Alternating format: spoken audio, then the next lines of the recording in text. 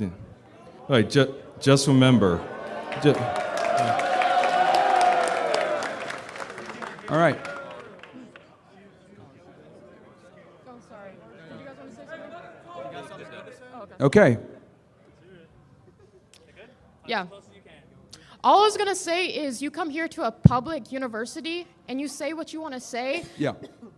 but when people talk back, you call them pussies, and if they walk away to like go to class or whatever they're doing, like you're like, I don't know what you, actually I don't even know why you're here. To tell women to go back to the kitchen like yourself. Wait, he ate me up with that one. Wow.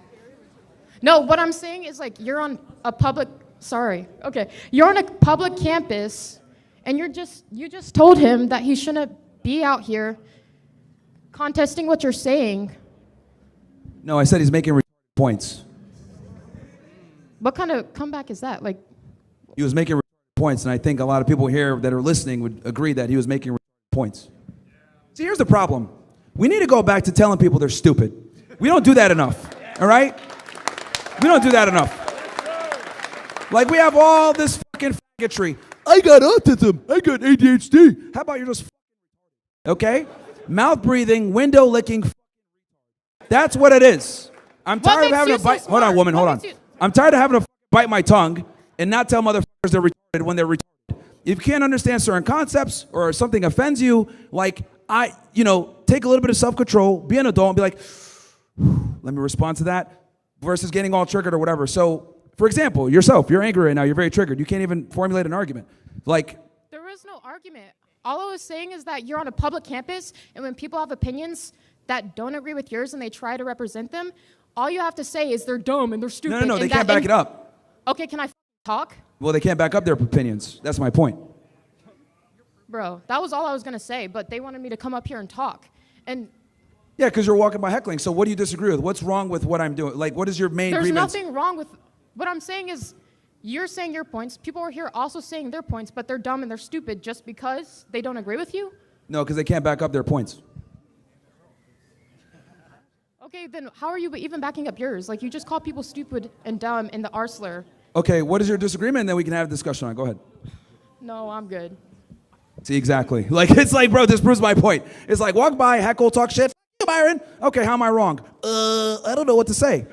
Like, this is what I'm trying to say. Like, this is the problem, right? Like, people will sit there and say, I don't agree with your worldview. You're wrong, blah, blah. And I'm like, okay, I'm not even talking about your worldview. I'm just saying people have a right. Like you said, it's the First Amendment. People have the right to express how they feel in a public space, and that's what you're doing, and other people should also be able to do it without you heckling them. Well, if they say something stupid, we need to tell them they're stupid. Why? Because stupidity hurts society. Okay, and what degree do you have? Actually, I went to Northeastern, pretty good school, 6% acceptance rate. So, what's your point here? What's your actual grievance? Okay, yeah, I'm good. How am I wrong? See, this is exactly what I'm talking about. Progressives can never actually defend their belief system. They just get triggered. They don't say anything. You want to get back on the mic? You're free to come back on the mic and actually make a point. But you're proving me correct. You get triggered, you're mad, can't defend any of your belief systems with any type of fact. And then when I say you're you get all mad.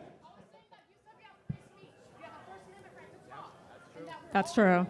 Yeah, you could talk. But if you don't make any sense, we have the freedom to say you're as it should be. We need to negatively, let's be very clear here, right? There's a difference between speaking and talking. Just talk. When you speak, you have an intention of saying something and you have some type of belief system and you're able to actually substantiate your argument. A lot of people here, they just want to be able to talk and say whatever they want without actually backing it up.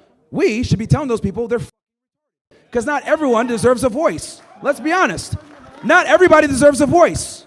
Like, it should be based on meritocracy. So if you say stupid shit, we should say, you're stupid, don't talk again. That will make them go back home, read a book, maybe in a kitchen somewhere, and then come back with a better argument. What was that? Get on the microphone. Prove me wrong then. All right, hi. Hi.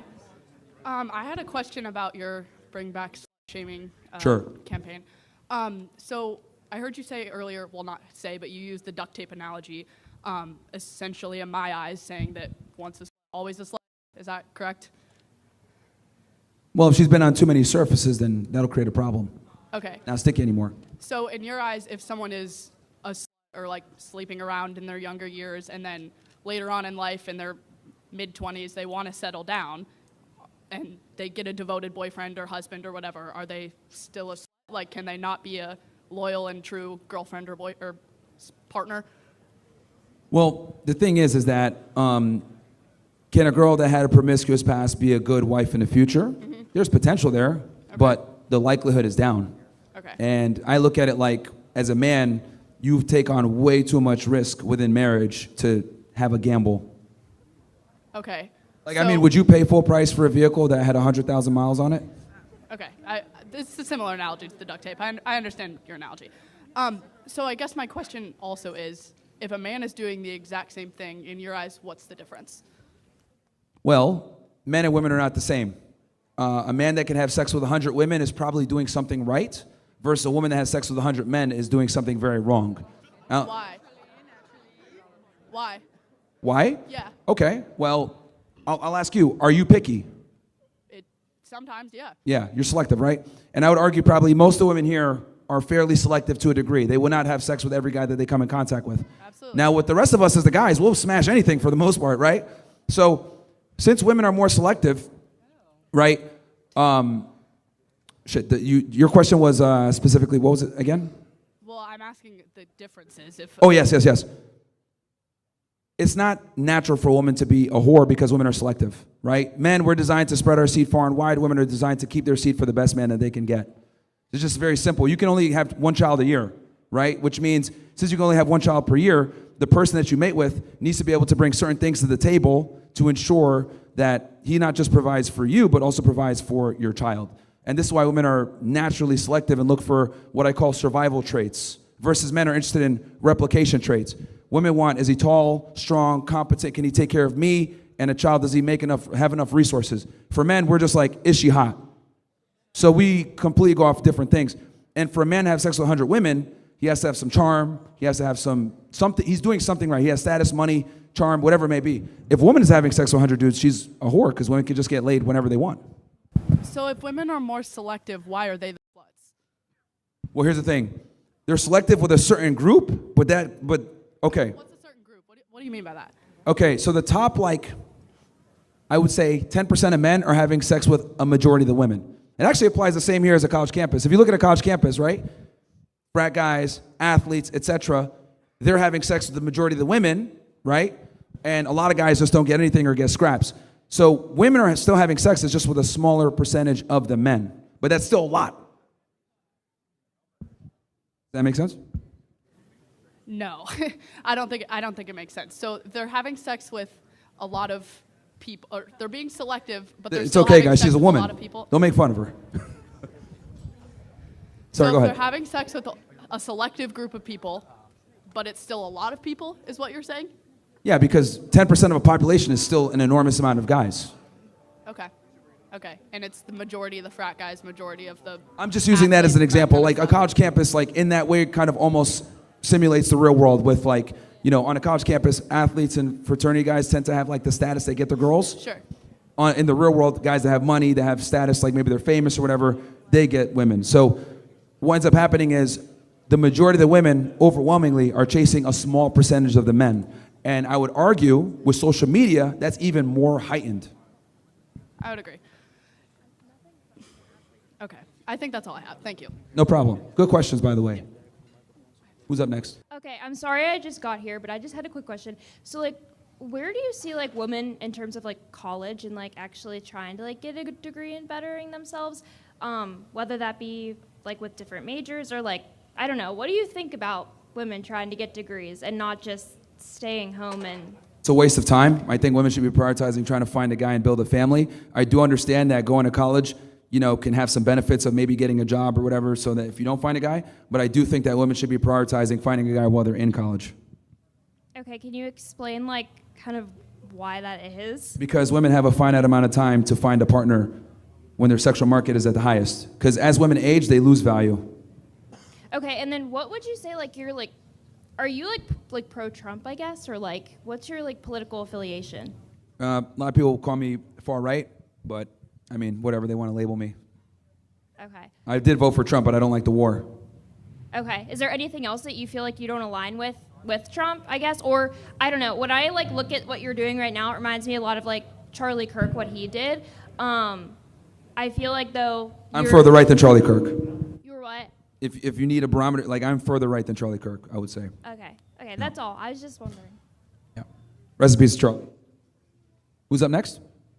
Nobody else? No progressives? No angry progressives? We'll do one more. Damn, everybody's terrified, huh? Okay. Wait, can I elaborate on something really quick? Yeah. Okay, so I would consider myself, like, pretty conservative, but also, like, not... Sorry to everyone, but not to the extent of some of, like, your beliefs. I feel like I'm pretty, like, just leaning right. How do you, like, recommend, like, I guess navigating, like, college whenever, like, different ideals are, like, constantly pushed?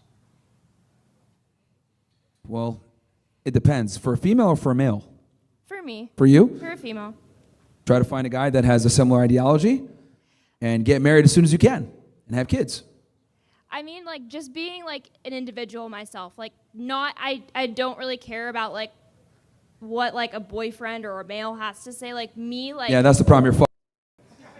You're cooked. Like, that right there is, like, you know, like, that is the problem is that, like, women will sit there and say they're conservative, but they actually have, like, very feminist ideologies and belief systems with how they move. Like, Not if you really. don't understand that men lead, women follow, or you don't care what men want, that is precisely the root cause of many of the problems. I do care what men want to an extent. I have a 3-year relationship. To an extent. To an extent, yeah. I have a 3-year relationship, and I'm also an individual myself, and I'm going through college, and, like, I want to be an individual and have my own beliefs. So I was just, like, wondering, because I, like, have a minor in political science, and it's very, like, one-sided here, I guess. Other than about men, like, give me something that I can do to, like, better myself, not find a man.